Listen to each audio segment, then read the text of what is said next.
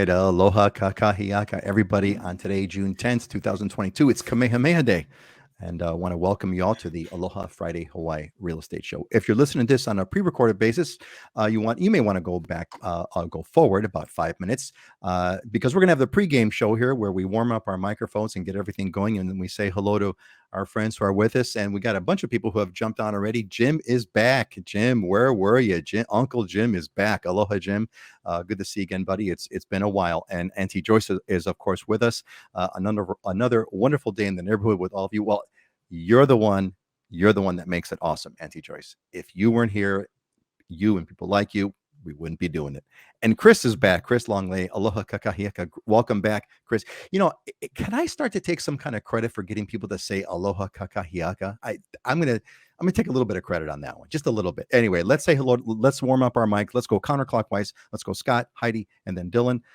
Scott, what's going on, man? We're missing where's the amazing background? The coconut trees are missing.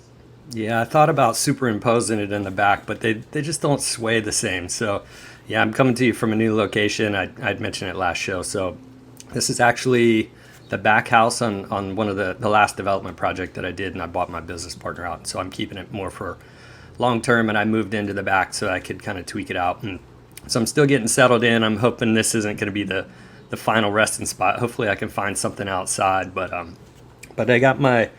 I found this in kind of sorting through everything and getting situated. I found this. This is a Nanny Goose Aloha shirt, and it's interesting when Nanny Goose, they're kind of considered I think it's kind of a rare bird and whatnot. But when I bought the lot on Volcano in the Big Island, right on the golf course I was going to develop it, I was out there playing golf one day, and I walked on the neighbor's property because mine was pretty overgrown, and there were probably 20. I think I counted 28 Nanny Goose on that property at one time. I was blown away at the number of Nanny Goose all in one spot at one time. It was pretty cool. That's what a great story behind, how many times do you get to wear an Aloha shirt that tells a story of an actual experience that you had? That's really cool, Scott. We got some more friends with us. Corey Sr. is back with us. Welcome back, Corey. Good to see you. Richard Pence, I hope I pronounced that correctly. Richard, aloha from Queens, New York City. Welcome. And Chris, as you, I can take all the credit. All right, cool. I will take, not for starting, for just kind of revitalizing it. Heidi, what's going on? Heidi, what's the coffee? What's the day? How's Maui? Oh, it's great to be back. It's a gorgeous day on Maui. I'm sitting inside though, so you don't hear the wind in the background, but super excited to get outside after the show. The coffee I've really been loving lately, it's called Maui Triple X, and it's Kaneohe Estate coffee and a mix with a dark roast, and it's just, I think what I like about it, it's really low acidity, so it's easy drinking, but it's still super super flavorful, and it kind of tastes like chocolate a little bit, but it's not flavored. So that's been my favorite coffee this week. I wish there was a way, honey, that we could trade coffee beans, because it would be fun to kind of give a different, to give, like, Heidi's perspective on the bean and Peter's perspective on the bean. That would be kind of fun. Neil is joining us. Neil, welcome. Neil is a member of the Islander Ohana and currently going through our cohort. We have a cohort conference tomorrow that I'm looking forward to. Going to have some good topics to discuss. And Michelle Cook is from Makaha Valley. Welcome, Michelle. We are glad to have you here with us, and I hope you enjoy the stuff that we got to present. And Patrick is back. Aloha from Germany. Welcome. Patrick is, I think, there's the guy, Richard. Is it Richard? Who's the guy? There's a person who joins us from the UK. And I'm sure he's going to be on soon. And Patrick you're a little bit further out there, so it's kind of cool. Dwayne is back. Welcome back, Dwayne. Excellent. The whole Ohana is coming back, right? Patrick is back. Patrick's from the Big Apple today. I was going to say Big Island. No, Big Apple today while on a business trip. Beautiful day in Manhattan, but I'm sure not as beautiful there as in Paradise. Patrick, beauty is everywhere. We're going to give everyone the credit. There is beauty everywhere in the world, but Hawaii is more beautiful than Manhattan. Let's go to Dylan. What's going on? How's the Big Island? Give us a mic check. I think it's Thomas from the UK, right? If I recall Tom, yes, correctly. yes. Yeah, Tom, I yeah. think I believe you are correct, Thomas. Yes, good. And then Thank you. this coffee discussion just made me spark the business idea. You know how there's like bourbon clubs and wine clubs, so they'll ship you monthly a different type of bourbon or whatever. I wonder if there is something out there for coffee. There must Oh, be, right? I Garen's, mean, Paul yeah, Garen's, yeah, yeah. yeah. Maybe we could get that Now started. maybe we can get like one of those coffee people that are like looking at the show that could sponsor and kind of send us the coffee of the week, and that would be kind of cool. I would enjoy that. I would plug that. Anyway, Dylan, what's going on the Big Island? Just a beautiful day over here. It was rainy and ugly the last couple of days, but nice sun's out, and I got a photo shoot after this, so that's a good thing. Kids are off from school, right? So kids are home. The roads are pretty clear in the morning, so that's nice, and it's good to be back. I was on Oahu last week, and too much concrete for me over there, so it's good to be back on the Big Island.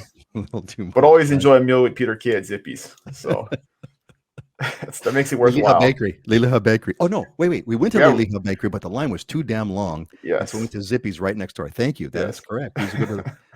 Can't go wrong with Zippy's. We have a few more friends who are joining us. Patrick is moving to Oahu in September, working with Scott. Awesome sauce. Terrific. Glad that Scott was a part of that, helping you make that happen.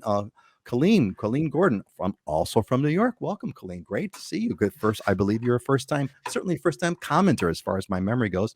Bernard, welcome back, buddy. Bernard Ung is back. Welcome aloha from New Jersey.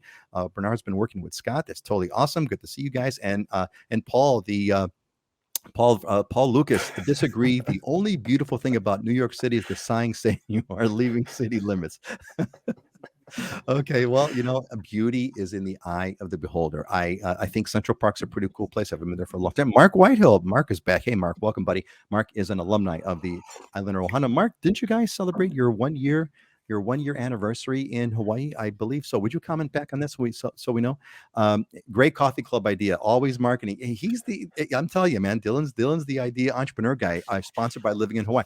Auntie Joyce, us living in Hawaii. That's a really good idea. We want to get a coffee sponsor us so that I can sponsor them. That'd be amazing. I'd love to do that. I can't pronounce that, but Barbara, welcome. Welcome back, Barbara. I believe you're back. I believe that name looks familiar to me. Welcome, Barbara. Welcome back. Oh, gosh, it's 9:02. Saying hello to everybody and getting all excited. This is great. Everyone's back with us. It's great to all see you. Let's get started here. We're going to flip into some news. Let's see here what we got. Okay, so a couple things to kind of share. Today is Kamehameha Day. For those that don't know, today I believe Kamehameha Day is actually tomorrow, but today it is celebrated with a state holiday. So whoever observes state holidays are closed today. Big, cool, fun parade.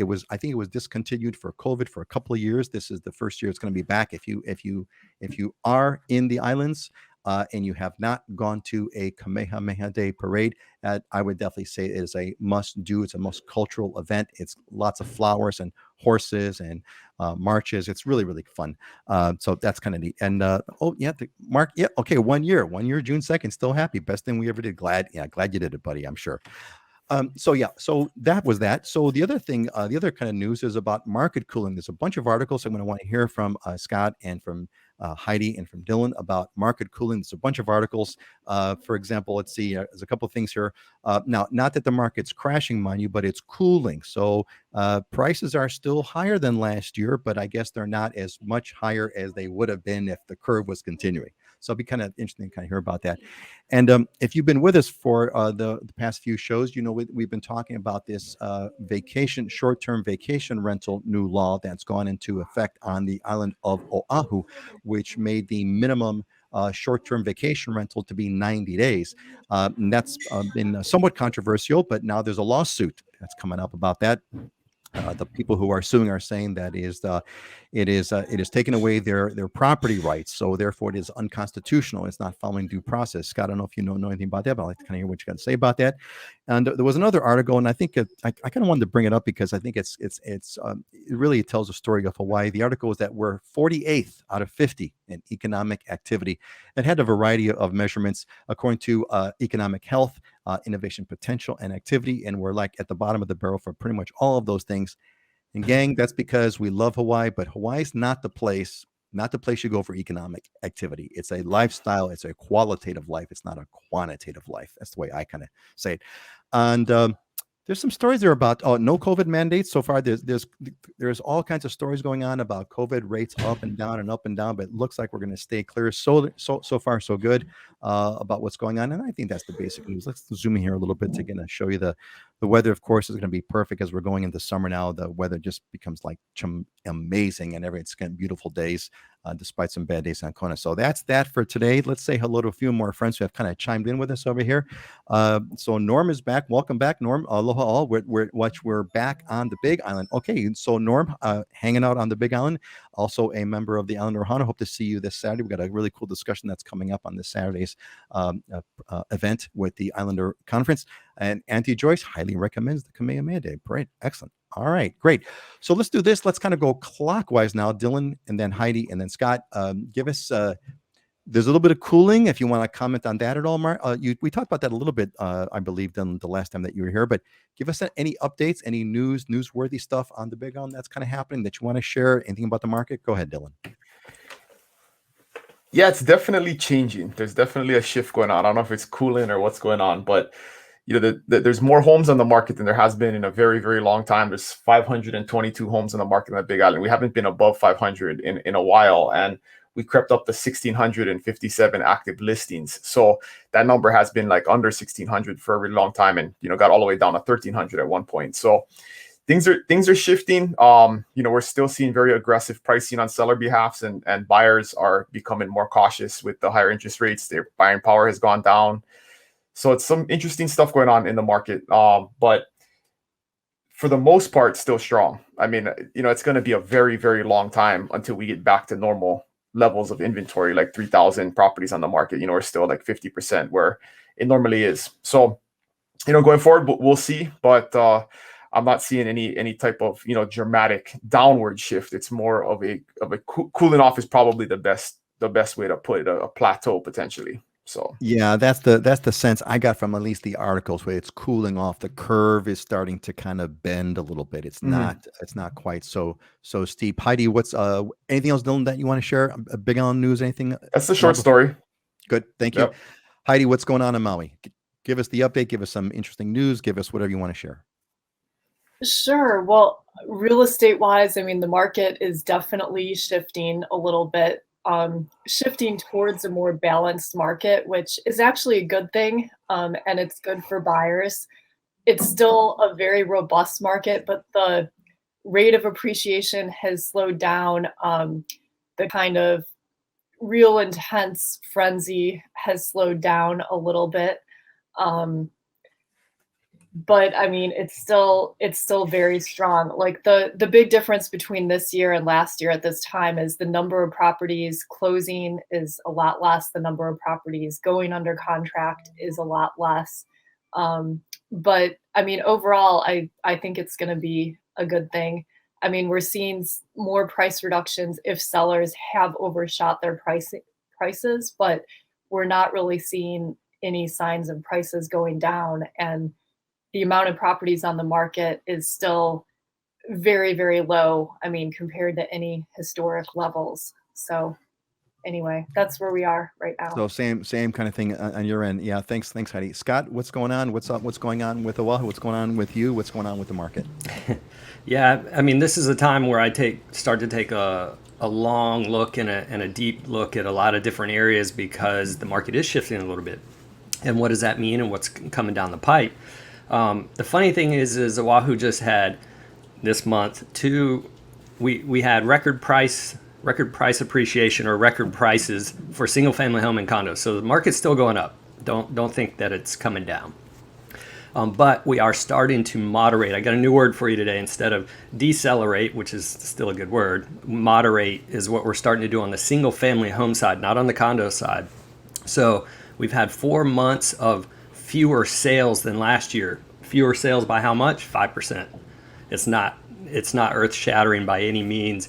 The months of inventory remaining is slightly moved up. So Dylan mentioned 500 and something active homes on the Big Island. Well, we've got 527 where we were at like 400 a couple of months ago. So we're nowhere near to being able to give buyers any kind of advantage, where it's still a seller's market and it's going to continue to be, but we're going to start to decelerate. And one of the things that's really important for people to understand is we can look at market stats and you can start to see the rate of price appreciation slowing down. But there's a hidden cost that people don't see, that don't show up in the market stats, and that's what interest rates are doing. And I mentioned it last time, we're in an inflationary period, so as interest rates go up, you don't see it on the market stats. Where you will see it is its effect in that appreciation rate. It will start to sit on that, so it'll start to decelerate that the rate of appreciation. But we've also been appreciating at 20% per year, which is not sustainable. So yeah, we're going to start to normalize, but it may take 2 years. I expect us to have double-digit price appreciation in single-family homes this year. Next year, single-digit price appreciation. So by no means are we going in the opposite direction. And if interest rates keep going, it's going to cost the consumer more. The interesting thing is the condo side. We're up 13% in price on condos now. We're up 13% in number of sales. So that shift, like I was talking about, is moving to the condo side. And there's 30% less listings available for condos now than there were a year ago. So the shift is happening in that direction, and it's gonna condos are gonna still be hot here. So that's kind of the summary here. Deceleration on the home front. We've had a hell of a run, and it's going to shift now to the more affordable condo option. Interesting. So yeah, what I'm hearing you say is that a couple things is what you moderate. It's an interesting word here. It's moderating the market, and so it's not as sky high as it is, but that because of interest rates, etc., is that the it's going to shift to buying is going to be the activity is going to shift into the condo market, because that's kind of where the lower prices are. So it's going to be a very interesting kind of things to see how that all flies. Thanks. Great observation, everyone. Hey, folks, listen, we've got we got a bunch of slides, got a bunch of like pre-canned questions that you've already submitted through the form. But those of you that are here get the priority. The live audience gets priority. If you got any questions, pop them in the comments now, so we can kind of throw them up there and have a discussion about them. Make sure you let us know what that is. We're gonna move on. So hey, listen, if you how did you get here? Did you get here through my newsletter? The newsletter has the invites and the links to the Facebook and the YouTube channels. If you didn't get here through the newsletter, it means you're not on the newsletter. Get on it. livinginhawaii.com. Go over there. A thing will, a dialog box will pop up. Pop in your email address so that you get the invites. We have the show every other week, and of course we have all kinds of other content. I'm going through a series right now on YouTube about the retirement home. I excerpted with some great discussions with the team here last time about retiring in Hawaii. I put that all together into a video series. That's what's going on now, and of course articles and things of that nature. All right, gang. So no questions going on here right now. Let's get into this. This has been a topic that I've had for a long time in the queue, and Heidi kept reminding me to kind of bring it up, and I'm going to bring it up now. So I think it's kind of irrelevant. So Scott, this kind of ties into the vacation rental laws that are going on Oahu. It also goes into, there's a lot of laws moving in Maui to control or limit vacation rentals. I know there's all kinds of stuff kind of happening on the Big Island as well. There's a lot of movement going on with vacation rentals and regulations and increasing taxes and things of that nature. It's been all over the place. COVID started all that. So there's this new thing, and I kind of wanted to get your folks a take on this, which is this. There's this idea called co-ownership. I don't know precisely what it is, but my understanding about it is that it's not like it's like a timeshare, but it's not. It's like you have a legal structure where several people own a home. So you co-own a home instead of one person owning that home. Several people own that home. It's like timeshare, but it's not timeshare. And there's a concern here that first was brought up on Maui that this co-ownership may skip short-term vacation rental laws because you're an owner. You're not a vacationer. You're an owner, but your slice of this house may be less than 30 days. And apparently, there are these co-ownership, these co-owned homes are coming up in luxury neighborhoods, and of course, luxury neighborhoods. They were people who bought these homes and luxury neighborhoods bought them because they wanted a luxury home in a big private gated community. They didn't want to be near a visitor destination. They didn't want to be near a resort place. But now what's happening is that some of these co-owned homes, these co-ownership homes, are becoming like vacation rentals. So they're becoming like resorts. So there's all kinds of touristy things, and people don't like that. So that's the background. That's the setup. Why don't we go to Heidi first, and then Scott, and then Dylan? Uh, if you caught anything about this co-ownership thing, do you see this going anywhere? Is there kind of some potential problems that you see? Heidi, what's your take on this?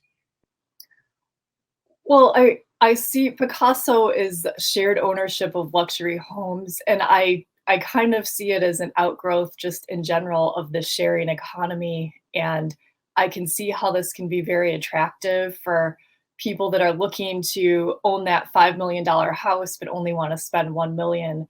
Co-ownership of homes and properties, I mean, that's been going on for a long time, but I think what's different about Picasso is they're one company that's managing it and organizing it and marketing it this way, which makes it a little bit different. And there's concerns on a couple different sides. I mean, their entree into the Maui market comes at a very politically sensitive time when prices of housing is very high. I mean, the county would like to increase affordable housing. And also, if you watched our show about property taxes, I mean, property tax structure on Maui is designed to tax the highest rates to timeshare and short-term rentals. And we have very low tax rates for full-time residents and other types of properties. So like with the Picasso model, they'd be paying less property tax than maybe a short-term rental or timeshare. So that could perhaps be issue. But the other issue is for, as Peter mentioned, it's for the people actually living in these communities that they don't want people constantly coming and going.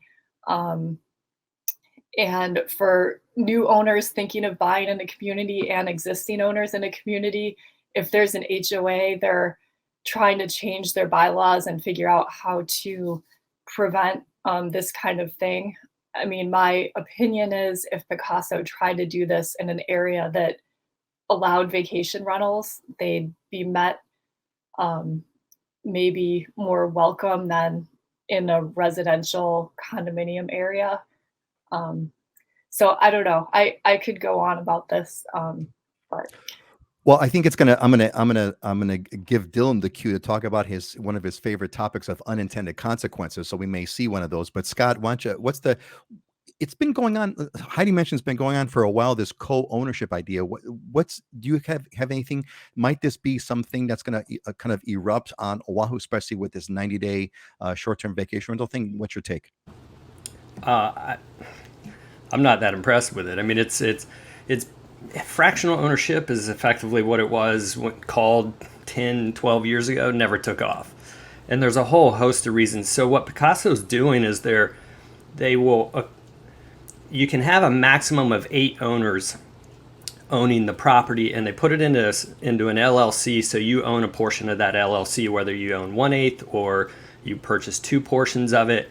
So then you're dividing up the usage time basically by that. And Picasso can manage it, and you can set dates that you come and visit. It's not going to skirt the short-term vacation rental laws, because if you go, these are homeowners that own it. So that's not a short-term vacation rental if you own it, right? So forget that.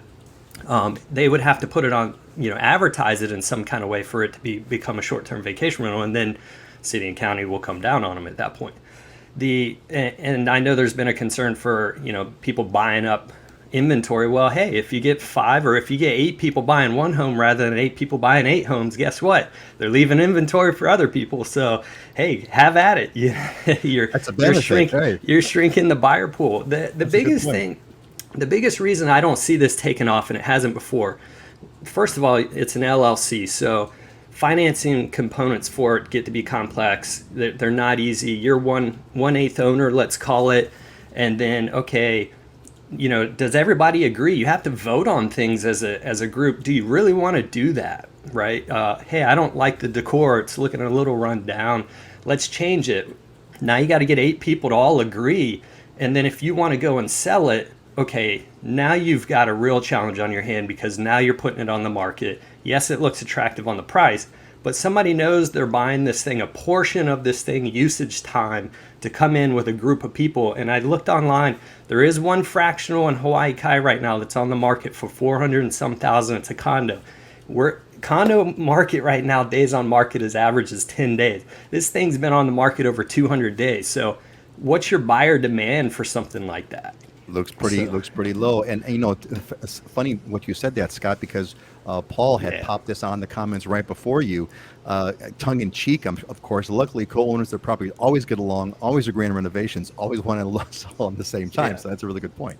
So I don't see it taking off because of the complexity of something like that, especially when you don't know each other and you're 8 owners having to navigate through something. I mean, every one of my LLCs that I put together for the developments, and I have people come in and give me money, my LLC says I control everything.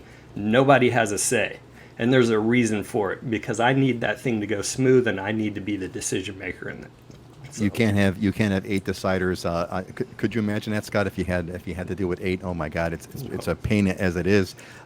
Hey, I just want to kind of give a quick shout to Colleen and to Norm and now to Andre. Got your questions? We'll be popping them up shortly. I want to get through this topic here with Dylan. Give me your unintended consequence or whatever comes to your mind about this topic, Dylan. Well, the first thing I'd like to context-wise mention is, this is not a new concept, especially in Hawaii. In Hawaii, we have a term called hui, right? It means like group. And that's been a business kind of strategy, a land ownership strategy for a long time. And it's people coming together into a group and doing something together. So it's not necessarily a foreign idea. It's definitely a new and innovative idea. And let's not forget who's behind this, right? Spencer Ranscroft is the founder of Picasa, and he was the CEO of Zillow for many, many years and an executive at Zillow for many, many years. And so these aren't stupid people, right? I mean, these people know the real estate market. They're disruptors in the real estate market. They're very smart people involved in this. And so but that's not to say that everything Zillow and these different disruptors have done has been successful. I mean, they failed many times too. You always forget about the failures and you see the successes. But I somewhat disagree. I think there is buyer demand for it. I've been in contact with many people who they haven't started on the Big Island yet, but they're asking me about it and say, do you know when this is coming? It's something we're interested in, because there are people who want a $5 million vacation home for $1 million. And they're doing that anyway, right? They're coming here and doing Airbnbs for a month or two and paying for a month or two of ownership to use a property, and they see the value in having some equity in it long term and having more control. So I think definitely there's it's interesting times to come, but in the, like Heidi said, the sharing economy that we're in, right? People are okay with sharing cars and sharing rooms in their homes. I mean, it's maybe a cultural thing with the younger generations where this becomes more of it's more efficient, right? It's more efficient to own a part of something and get to benefit from its maximum value when you're not going to use it all the time. I mean, I think about that all the time, like how much wasted money we have in clothes and things that we have around our house that we use once a month, once every other month. I mean, there's tons and tons of those examples.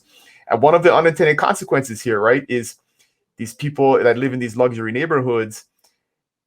If you try and put in CC&Rs and rules that limit who can come and go and how many people you can have, what does that mean for your own house, right? Can you not have friends over every month now? Can you not rent it out to you let your kids stay there in the guest home different times of the year? You're going to create a war. When you create rules, you create a war amongst the rules. And it's one of those attitudes where I have my house and I don't want anything to change. If I want to be able to do whatever I want to do at my house, but I don't want you to be able to do whatever you want to do at your house. And so we're going to try and implement rules. And I can just see that turning into an enormous mess, because you just imagine how that goes. So it's going to be interesting to kind of see where this goes. This is, I think, as Heidi said, it is I believe a reflection of the sort of the sharing economy. Scott's points are also good too. I mean, and the numbers speak for themselves. 200 days on the market versus 10. That tells you something. But yet these people are they're Zillow execs, so they're not stupid. They know the market. So and think about it's just another vehicle. There's been real estate investment trusts for many, many years. That's been a real estate investment vehicle and tool for many, many years, which is just basically people putting money into a trust that buys real estate and lets it appreciate, or buys commercial property and draws dividends off of it. So it's just another foray into that. It's the next step in those types of ideas. Yeah. And I don't know, Peter, if you remember, we talked about this years ago, maybe 3 years ago, when kind of blockchain became a big thing, because And everybody says, well, I had this idea before it became a thing, right? But I literally, Yep. like, I had this idea about, there was a big piece of property, like a 200-acre piece of property. I remember. And I had a bunch of friends, and we were like, man, we need to figure out a vehicle where we can all put in 50 grand and buy this thing, because we're not going to use the 200 acres up in the mountain every day. We could come up with an agreement, and you do a drawing for who uses it on what weekends and what long weekends, and you could figure this thing out where you'd have access to hunting land and places to ride your horses and your four-wheeler, and we could all be basically a large ranch owner, but not have to own the entire ranch or the entire ownership of the ranch, because it's not affordable to most folks that would be interested in that. So anyway, I think it's a very interesting idea. I'd like to see it more for things like vehicles like that, like buying beach property or stuff to preserve that local families can have, that they wouldn't normally be able to afford but could have access to and be able to preserve into the long term. Thank you, Dylan, for reminding me about that. That was a very fun time. I mean, so gang, what the discussion was. I went down a deep rabbit hole. I had documents written up and all kinds of stuff. Yeah. Well, so I didn't go quite down, because I went down the technical rabbit hole, right? Because I was when Dylan mentioned that, I thought, oh man, you could use blockchain technology, the technology that powers Bitcoin, for example, Bitcoin and Ethereum. You could create a blockchain where people could buy a piece of that property for like, $100, buy $100 worth. You wouldn't have to put in $500,000 worth or a big number. You could put in a teeny tiny number and still own, 1/1000th, 1/1,000,000th of the property.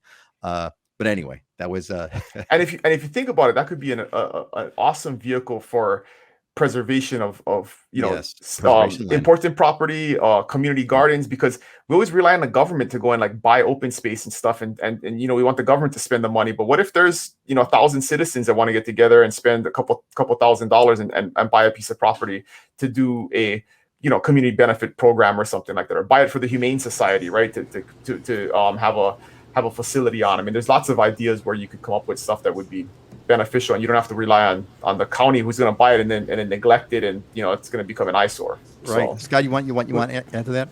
Yeah, I mean, they're doing that on the Big Island with where you can pay, it's like a certain amount of money, and you can buy, basically you're buying a koa tree and they're planting it on lands to try to basically replenish the koa tree and do it in a sustainable way. I know they're doing that already.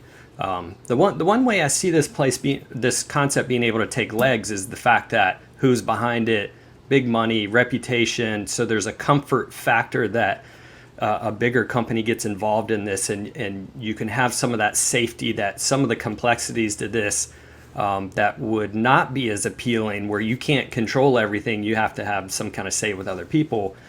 They could come in and bring the size and scale of that kind of company to smooth out some of that, and then I could see it definitely having some legs.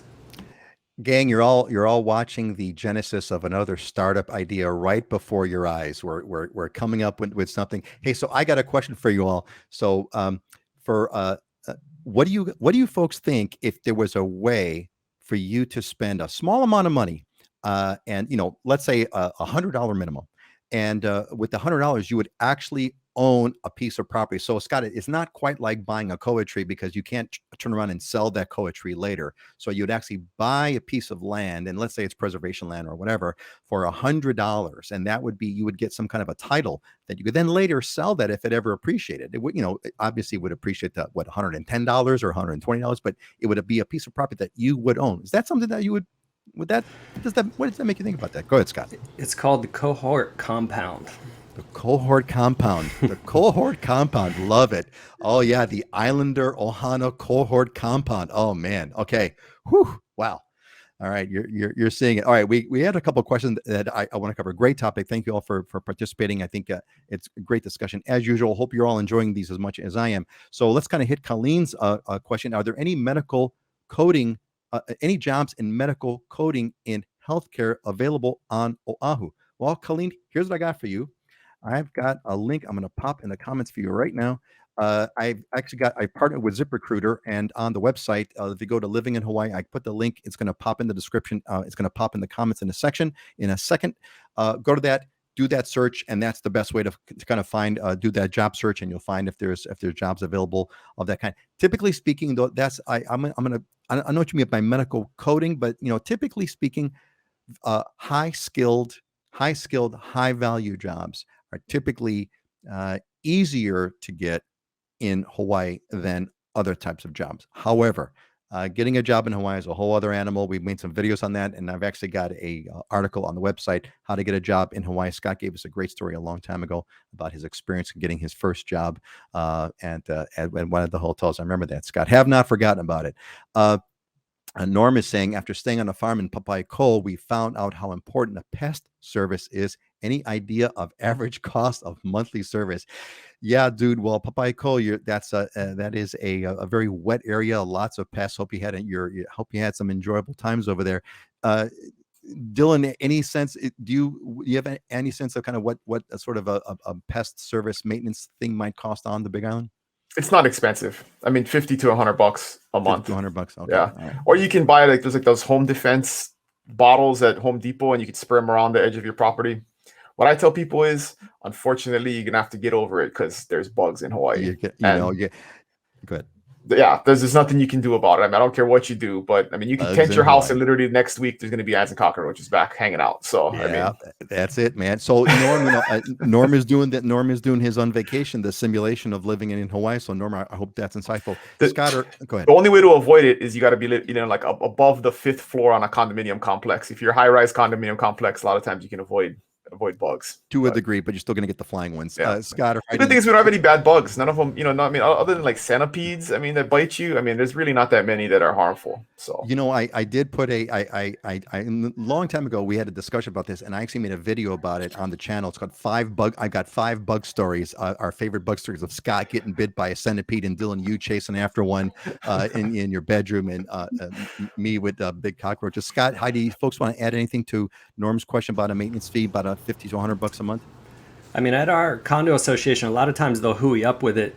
They come quarterly, and it's $20 if you jump in with that. I have it for the front house at $195 a quarter. A lot of times it's quarterly, but yeah, I will tell you, if you're in a condo and you choose not to, and the rest of the building does, guess where all those bugs are going to run when you don't participate. Oh man, you just reminded me of my bachelor condo cockroach story, which I'm going to save for a moment. Heidi, anything you want to add to this topic? Most condominiums on Maui that I'm aware of have some kind of quarterly pest control, and if you have a house here, you definitely want to have some kind of pest control. I don't mind seeing bugs as long as they're dead, which is usually after the pest control. And I would just recommend, don't leave any food in your car either. And I won't elaborate on that story. Well, I'm going to elaborate on a story because I got to share this because it's just popping out of my head. So this was, I had just moved to Hawaii. I was in my early 20s, a bachelor living in a condo studio. And, this is back when I was, young and stupid, bad habits. And what I did was I didn't clean up after myself. I had a messy condo, and I didn't kind of do my dishes. Would let dishes in the sink for a while, and roaches started kind of showing up, and I didn't do any pest control, so I let that continue. And this went on for several months. And there came a time when you would come in and you come home at night, and I turned the lights on, and roaches would be running everywhere.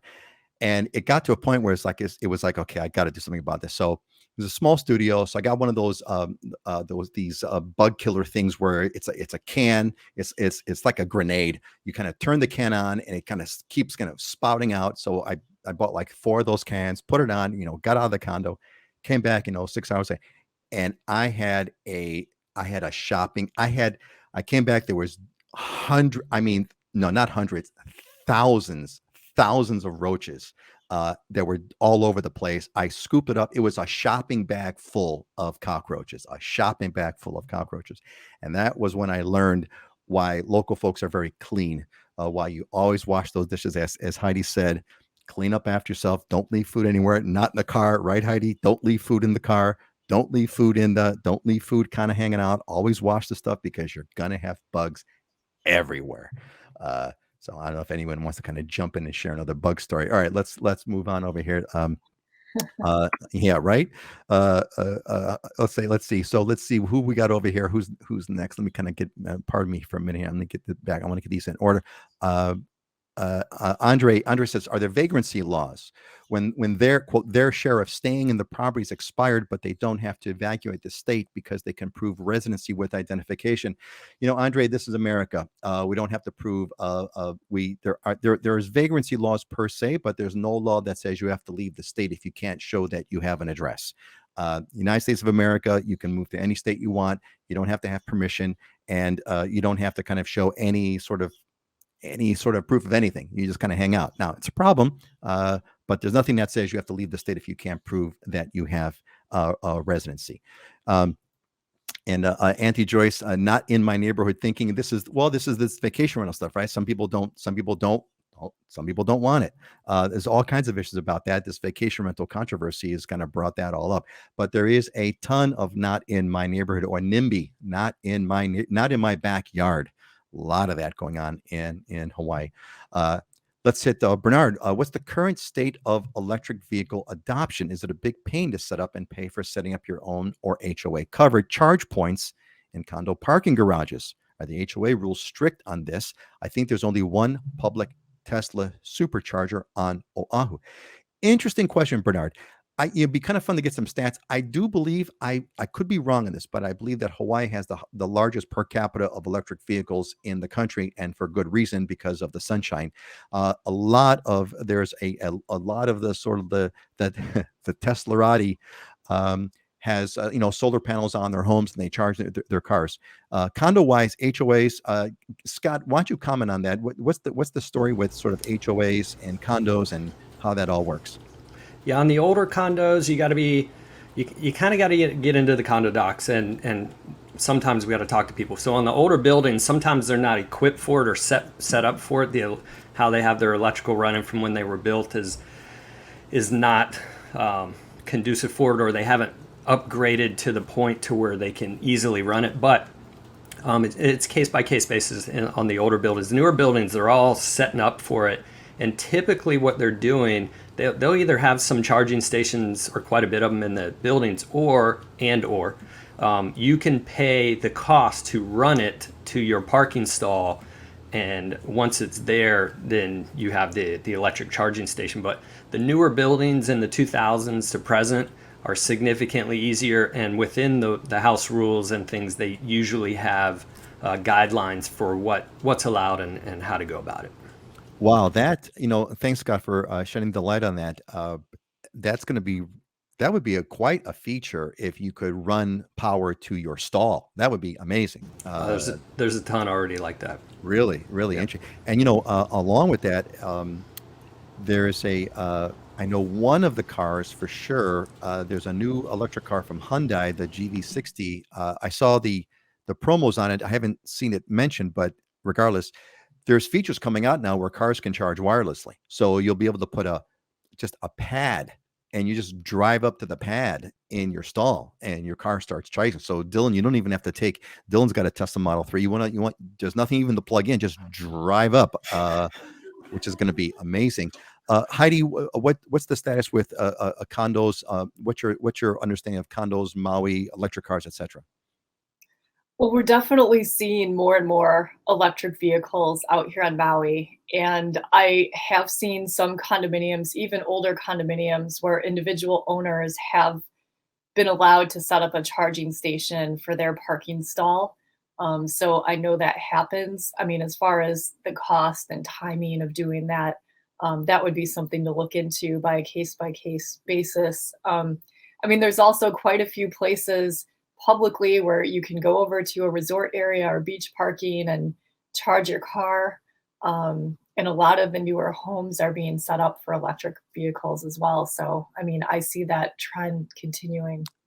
That's a really good point. Bernard, one thing, although there may only be one Tesla supercharger station, there was a law that was made years ago. In fact, the guy that kind of drove it is a good friend of mine.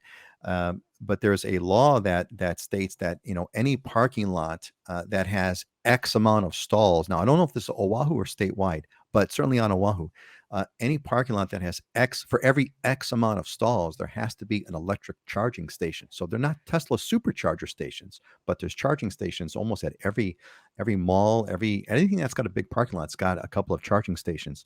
And I don't know what the law is these days on the airport. Airport parking used to be free for electric vehicles. It was causing problems because all the Still is. It's the best. That's the best part. Is there's a big row of electric vehicle stalls at our airport. So and you park for free. So Dylan, what's so fill us in on the Big Island scene. You got a Tesla Model 3. Fill us in on the electric vehicle scene on the Big Island. So on the Big Island, our charging infrastructure is not very good. There are a few public charging stations like Target, and there's some up by the resorts. But for the most part, most of the people that I know that have an electric vehicle charge it at home. That's what I did. I had a charging station installed in my house. It was like $500 for an electrician to come in and do it, and it's sufficient. I mean, you get 30 to 35 miles an hour when you plug into it. So you just plug it in when you come home, and you always have a full charge the next morning. And you really only charge, 2 or 3 times a week maximum. If it depends on how much I'm driving. But my friends on Oahu that have Teslas and electric vehicles, there's enough. Even if their condo complex doesn't have a charging station or you can't put one in, it's just a lifestyle change where you go to a grocery store that does have a charging station, and you plug in while you grocery shop, or you go out to dinner, and they just say that it's they can make it work. It's just you have to build that into your schedule where you may have to spend a few hours outside of your home charging your car, depending on where you go. So it's totally doable. There's tons of electric vehicles out here. And for me, it's like, I did it on I got one for purely economical reasons because I didn't like paying for gas. And now I feel smarter than ever. I got it in 2020 and now I feel like a genius because people bitch about gas. I have no idea what the gas price is. I could care less. So isn't it great those wonderful genius moves where you get to look back on what you did, and it makes you feel like a genius today. It's like, yeah, I did the right thing with that one. Yeah. It's gonna be interesting to kind of see I'm curious, Dylan, how I think the Big on more than any other place. Oahu, you could get away with not having a car. Maui, you can't get away with. Maui, you got to have a car. Big Island, for sure, you got to have a car. Big Island, I would say for sure well, you don't have a truck, Dylan. Well, you may have like a. I do, yeah. I have a truck also. Yeah, and that's that used to be my daily driver. The Hemi Dodge, which doesn't make any sense when it comes to gas mileage. So I do have to fill that up like once a month, or whatever. That's our beach car. We take rubbish to the rubbish dump. I mean, but yeah, right. But it doesn't hurt that bad when you're doing it once in a while. Well, what I was going to say is, it can be interesting to kind of see how the electric transition is going to happen on the Big Island as electric trucks come on the market, right? Because now you've got the Ford F-150, which is got electric. The Tesla is going to have their electric. So it's going to be interesting. They're saying Cybertruck by the end of the year should be coming out. Cybertruck by the end of the year. Yeah. So that's going to be really interesting how the culture is going to be taken up. So Bernard, I hope that answered your question. That was a nice in-depth conversation. Let me get through these real quick, and then we'll kind of switch to our switch to our diamonds and deals. Auntie Joyce says, I'm in, land is king, right? Auntie Joyce, you can spend $100 and jump in. Why not, right? Norm, sounds like a way to help more Hawaiians be able to own the land on their island. We're talking about this crazy idea that we came up with, having some kind of a way to spend $100 and own some piece of land over here, right? How would that be different from a REIT? Well, the way it would be different from a REIT. Now, I think Mark is talking about an earlier discussion about the REIT. These homes, these fractional homes are like REITs, but I believe REITs are more like investment vehicles. You really don't. You can buy in on a REIT. You don't use the property. You don't use the property. It's just like having a mutual fund. So it's different in that sense. Although this idea that we had, about putting in $10 and $100 and being able to kind of to invest it would be similar to a REIT. It would be similar. Let's see what else we got over here. Andre, Navy water problems for real. It's a different kind of a problem, Andre. We had some previous shows. You can look at the archive. It's about a water flow, polluted water tanks. It's a little bit different, not quite that. Let's see. Here we go. So Norm says, yeah, ready for the bugs, but not for the tiny fire ants. Yep. Welcome to the club, man. Welcome to the club. This is purely my theory, but I believe that if you have fire ants, you have less other bugs because I think they kill the bugs. Oh, I've seen places that have fire ant problems. You don't see other ants. You don't see cockroaches, and I think it's because those ants attack the Just other killing bugs. everything else. Yeah. There's no other bugs for that. Pokey frogs too. There's a lot less pokey frogs when you have fire ants. This just my observation. So there's always a benefit. I can always see a bright side. Mother Nature, right? You can't, nature is so incredibly complex. We think, but we don't really kind of think about the whole way through. There's all kinds of consequences, right? Unintended consequences. Jackie is with us. Aloha from beautiful Kapolei. Jackie is an alumni of the Islander Ohana and has the best background. Scott, actually, her background's better than yours. She has an amazing, she lives on the golf course, and the background's it's stunning when she joins us. Alex called there's a company called Arrived Homes. Interesting. I'd like to know more about that. Instant kind of hear about that. So let's see. Jackie says I do quarterly. It's about $50 a quarter. Okay, so there's the bug price. Quarterly $50 a quarter. Initial startup fee with them too. Store everything in containers. Wash dishes. Right, Jackie? I was too stupid to learn that. I had to learn that one the hard way. Also, I agree. If you're only one not doing pest control, your apartment place is the one that they will come to. Yes. Auntie Joyce, the California condo allowed charge station in our condo, but the catch was that the power company wanted $10,000 to install. Probably cannot get your money back in time. Yeah, that is for sure. And Auntie Joan is with us. Joan is an alumni of the Islander Ohana. Happy Kamehameha Day. Welcome, Joyce. Welcome, Joan. It's great to see you. Excellent.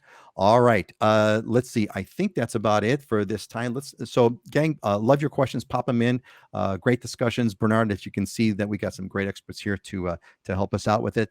Let's do this. Let's move on to let's do our diamonds and deals. We got some properties that I've asked my friends to put forward. Their favorites, either diamonds or deals, or sometimes it's both. Let's see what's cooking for us. We have a Makiki condo, Scott, listed for $440K. What is it? Yeah, two bedroom, 1 bath, high floor. As you can see, you got nice views looking right out on some of the construction going out in Kaka'aka, but you got some greenery, some trees and stuff in front of you, and an open park space. So you don't really have any big buildings around, so you get really great views and sunsets kind of all year round. But this one's $440,000. Right in Makiki, which is going to be in the Honolulu Metro Core, but on the Mauka side of the H1 freeway or mountain side. So right behind it actually gets to be a lot more residential. So you have some streets you can walk. It's close to Punahou. But yeah, it's a great unit. As you can see in the upper right corner, there's the kitchen living room looking out to the view, and you have it's 770 square feet with 100 square foot lanai. So you got a decent sized lanai right off the front that you can utilize as well. Scott, this seems like deal. Dare I say bargain? Yeah, this seems like a deal. It's pretty good. Nicely. You said it's a 2-bedroom condo. 2 bedroom, 1 bath. Yeah. 2 bedroom, 1 bath. Gang. Fee simple with parking. Fee simple. 2 bedroom, 1 bath with parking. Mm-hmm. There you go. And Uncle Ray's with us. Good to see you again, Ray. Uncle Ray says aloha. Well, good to see you, Ray. Welcome back. Excellent. All right. Thanks, Scott, for that one. That's a deal. All right. What's up next? We got a 1-bedroom. This, again, I have to comment on this. What's so funny is we don't plan this out. They don't select them out in advance, but there's some fun synchronicities. Almost every single show has some interesting synchronicities between the properties that are being shown. So let's see here. So Dylan's got a 1-bedroom, 1 bath, Kona, Bali, Kai. Dylan, what is it? Yeah, this is a vacation rentable condo right on. It's actually, this condo's not on the water. It's on a back building. So that's what the complex looks like. It's in front of one of the best surf spots we have, Banyans, here on the Big Island. But nicely renovated condo, granite countertops, one of the lowest priced fee simple condos in Kona, and you can get the vacation rental permit, so it will produce income for you. So just thought this is a deal right now here in Kona. is a good move-in ready turnkey, and it's turnkey also, so you don't have to furnish it or bring it. Just bring your suitcase if you want to live in it. Wow, I bet you could do the back of the napkin spreadsheet on this one pretty quickly. You said it's a vacation rental. It's a legal vacation rental. Mm-hmm.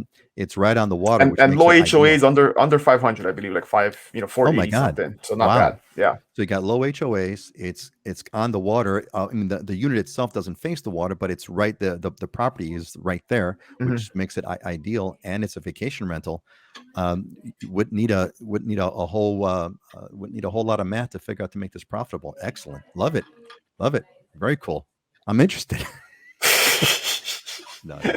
I kid. Although, And good price. We've sold them right in this price range real recently. So comps wise, I mean, they're not being crazy on price. yeah. Well, Dry Side says that will sell in a few hours. Now, Dry Side, I think he's talking about Scott's unit, but this one too, man. And Mark seems to feel the same. Well, this hour went fast. Yeah, thanks, Mark. I'm glad you enjoyed it.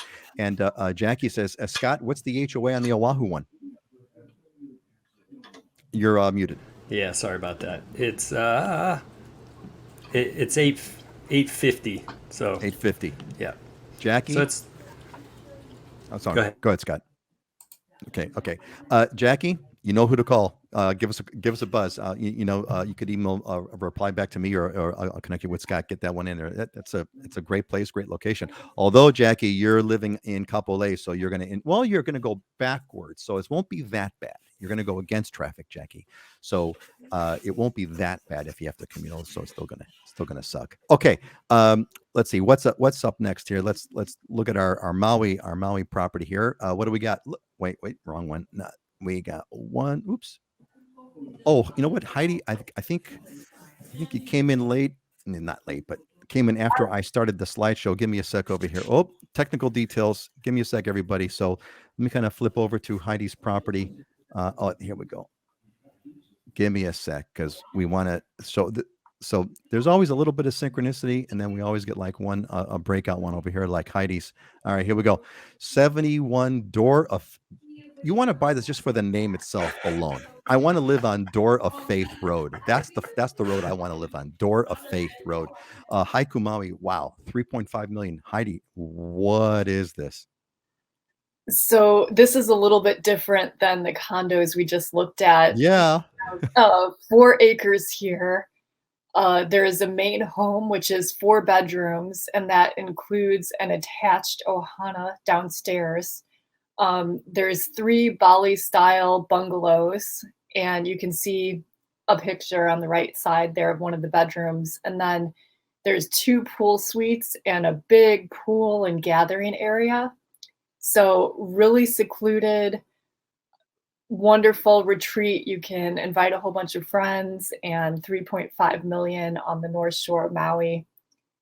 It's a one-of-a-kind property, and it's also being offered turnkey, furnished, move-in ready.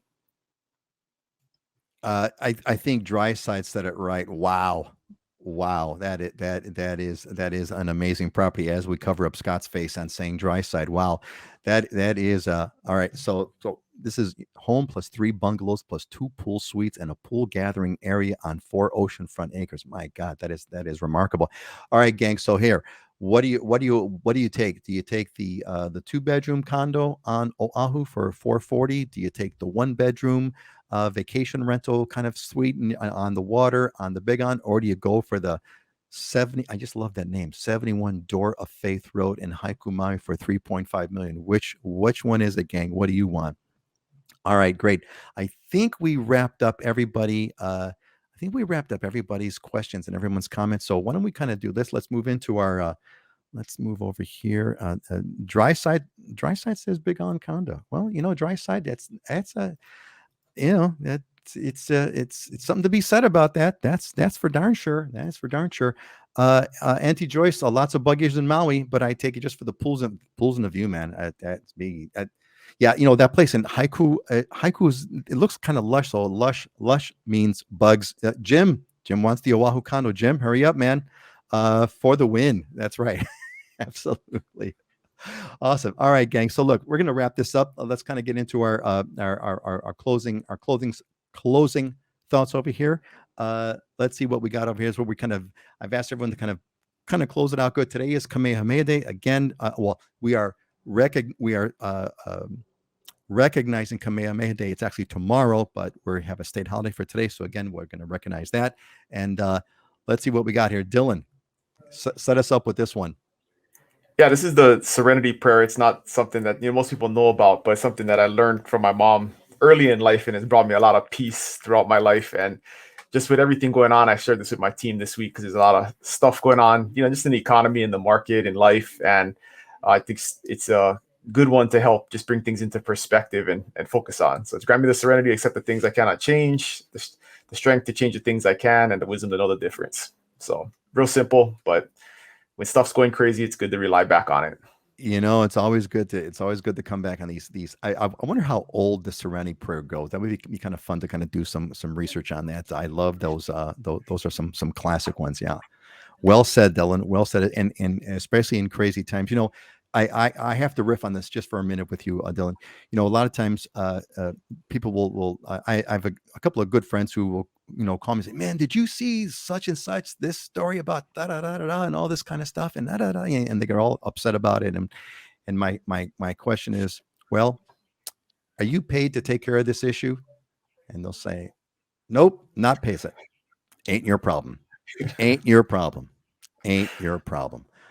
Or when people complain about stuff and I say, "Are you willing to go and work towards fixing it or put some money towards fixing it?" Nope. Then stop complaining about it. Then stop complaining about it. Exactly. Right. Correct. Norm, you are very welcome. You are very welcome.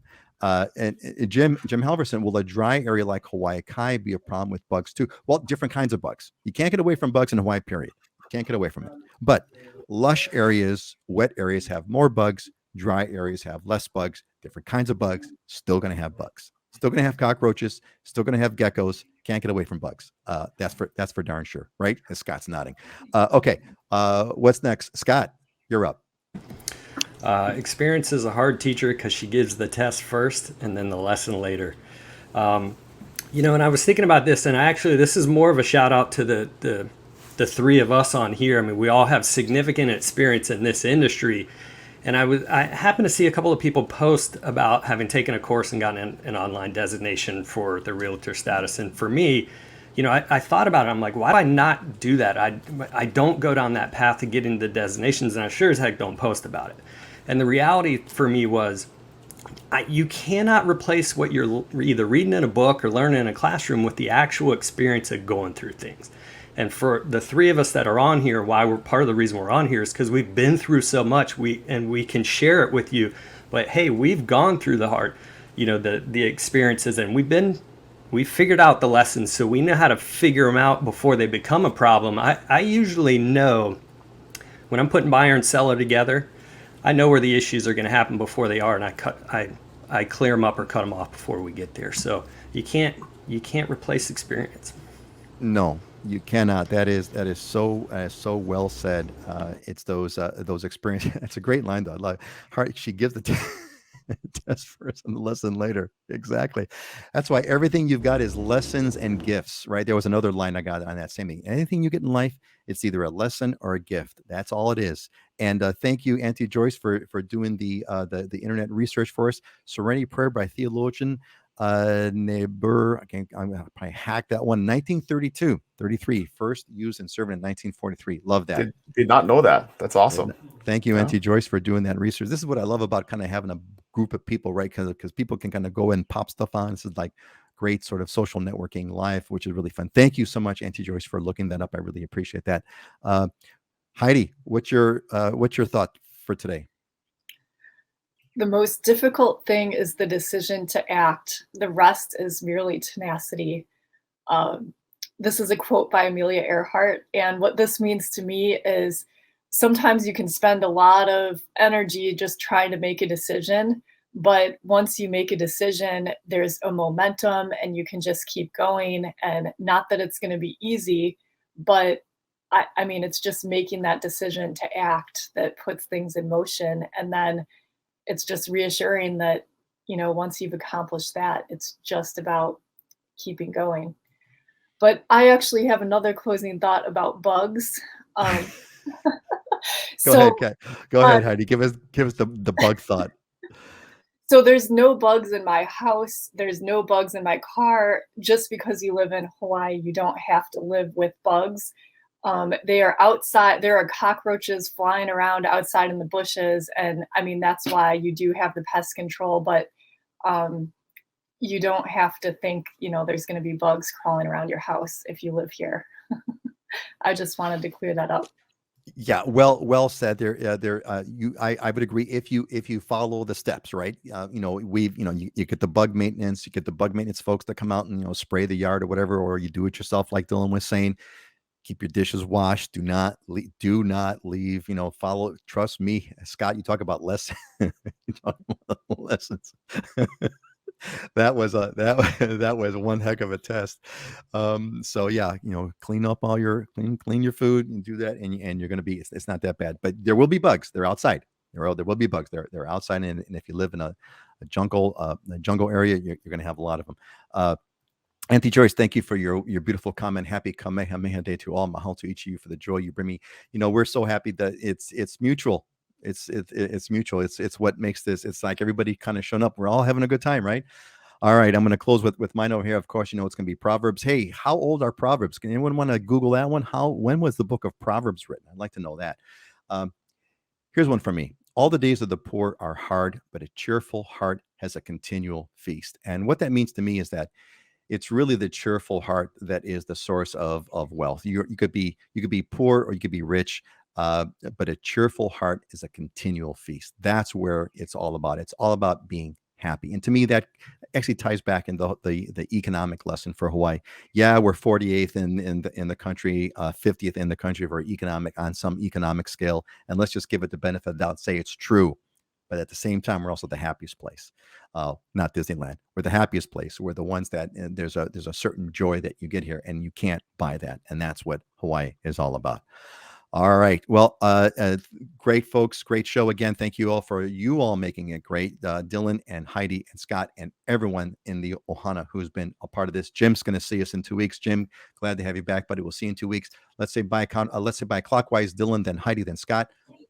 Say goodbye. Have a good weekend, everybody. Aloha. Aloha. Aloha, everybody. All right, folks. See y'all later. Have a great one. See you in 2 weeks. Have a great Kamehameha Day holiday weekend. Aloha.